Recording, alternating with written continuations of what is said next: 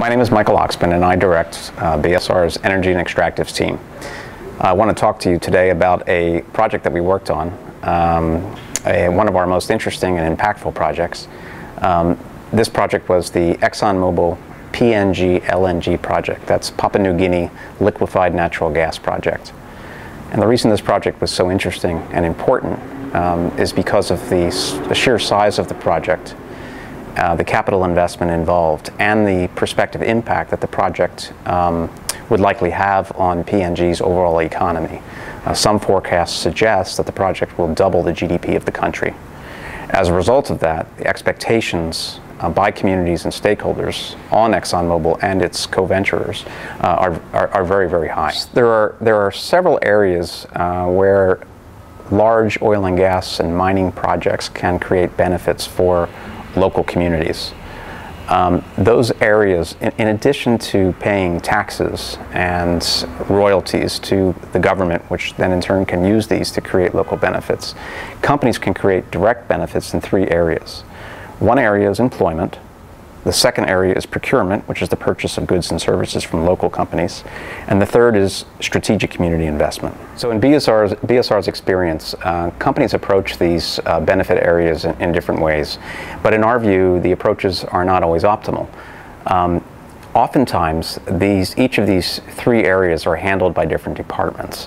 And as a result, these departments are performing their tasks possibly with excellence, but they're not taking advantage of the integration opportunities across the three areas. One of the reasons for this is that some of these issues are treated as compliance issues. Local content is a good example of that, where the host government oftentimes will impose specific regulatory targets on the degree of local content which is required for a project. These targets may or may not be in the best interests of the country's long-term economic development.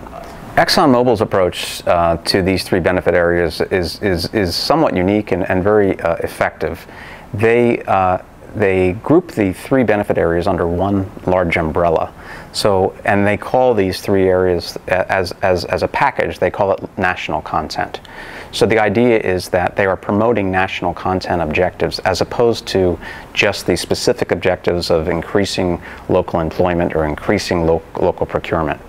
And by doing so, they're focusing on the package, which allows them to also take advantage of the integration opportunities that the three areas bring to the table. So for example, community investment can be shaped in a way that provides additional impact and support for the other two threads, i.e. for workforce development and for supplier development.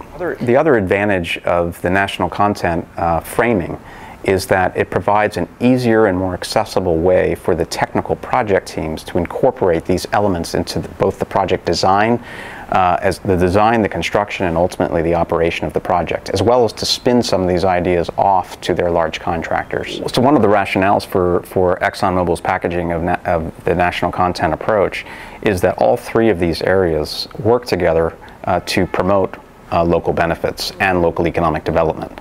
So there's an explicit recognition of that by ExxonMobil in their national content framing that is both good for them and good for the communities that are affected by these programs. So for BSR, this is a very important area, and it's an area that we're squarely focused on in working with our members.